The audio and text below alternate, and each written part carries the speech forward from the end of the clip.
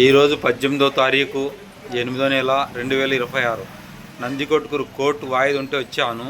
వాయిదా అయిపోయిన తర్వాత కృష్ణన్న కాడికి పరిశుద్ధ గ్రంథం బైబిల్ గురించి పరిశోధించుకుందాము, దేవుని జ్ఞానం పెంచుకుందాము ఉద్దేశంతో అన్నకాడికి వచ్చాను. ఇక్కడికి వచ్చిన తర్వాత చిన్న ఒక క్వశ్చన్ అన్నను అడగాలనుకుంటున్నాను. అన్నను క్వశ్చన్ అడుగుతాను.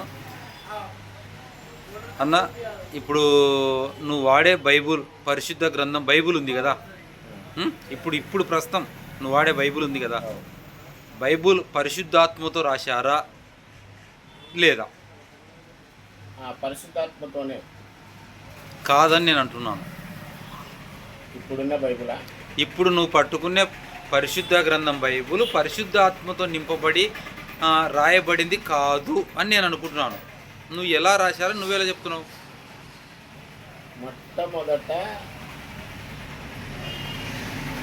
మొట్టమొదటిసారిగా పరిశుద్ధాత్మతోనే బైబిల్ రాయబడింది. మొట్టమొదట పరిశుద్ధాత్మతో రాయబడిన గ్రంథం వేరు. తర్వాత ఈ ఆంధ్రప్రదేశ్లో భారతదేశంలో జ్ఞానులు కొందరు మేధావుల ద్వారా రాయబడిన గ్రంథం ఇప్పుడు మన కాడనే పరిశుద్ధ గ్రంథం బైబిల్. దీంట్లో వీళ్ళు రాసేటప్పుడు కొన్ని తర్జుమా లోపాలు, మాట తీర్లు, కొన్ని చిన్న చిన్న మిస్టేకులు బైబిల్లో చాలా సాటాయి. అంటే ఇప్పుడు రాసిన వ్యక్తులు పరిశుద్ధాత్మ నింపబడిన వ్యక్తులు కాదు, కానీ దేవుని ప్రేమ భక్తులు, మంచి జ్ఞానులు కావచ్చు. కానీ అప్పుడు 12 మంది రాసిన గ్రంథం అయితే ఈ బైబిల్ కాదు అని నేను అనుకుంటా. దీనిపైన మీరు ఏం చెప్తారు? మొట్టమొదటిగా రాయబడిన గ్రంథము చాలాసార్లు కాల్చివేయబడింది. ఆ బైబుల్లో నుంచి అనేక సార్లు తర్జుమాలో కొన్ని భాషలలో కాలిపోయిన ప్రతులను రాస్తూ వచ్చారు. అంటే అప్పుడు పరిశుద్ధాత్మతో రాసిన భాష వేరు, ఇప్పుడు అనేక భాషలకి మేధావులు ఎత్తి రాశారు. అంటే ఈ రాసిన వ్యక్తులు పరిశుద్ధాత్మతో నింపబడిన వ్యక్తులు అయితే కాదు, కాబట్టి అనేక పొరపాట్లు ఉన్నాయి.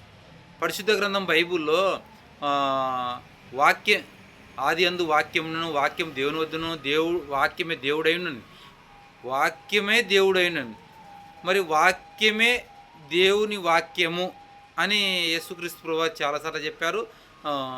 ఆ విధంగా అంటే ఈ విధంగా అనేక సార్ల మిస్టేకులు చాలా ఉన్నాయి. ఇప్పుడు రాయబడిన గ్రంథం పరిశుద్ధ గ్రంథం బైబుల్ జ్ఞానులు, మేధావులు రాశారు అనేది నేను నమ్ముతున్నాను. నువ్వు నమ్ముతున్నాను?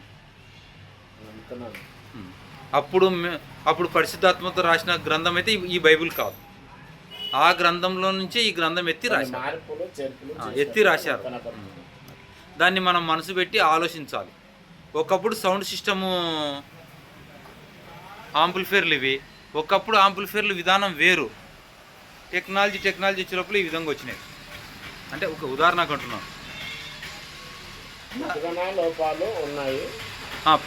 వీళ్ళు రాసే విధానంలో చిన్న చిన్న మిస్టేకులు, పదాలు అర్థం చేసుకోలేక రాసిన విధానాలు ఉన్నాయని నువ్వు నమ్ముతున్నా?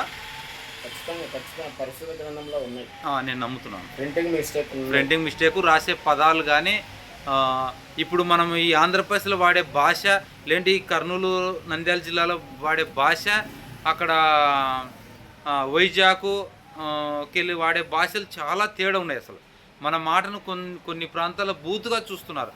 మనం మాట్లాడే మాట తీరే లంబసింగ్ అని ఆ ప్రాంతంలో, ఇప్పుడు ఇక్కడ మన ఆంధ్రప్రదేశ్లో వాడే భాష తెలంగాణలో వాడితే కొన్నిసార్లు వాళ్ళు బూతుగా మాట్లాడుతున్నారు. కొన్ని మాట తీరులు పొట్టి ఒరా అనే అంటే కొన్ని రకాలు ఉన్నాయి.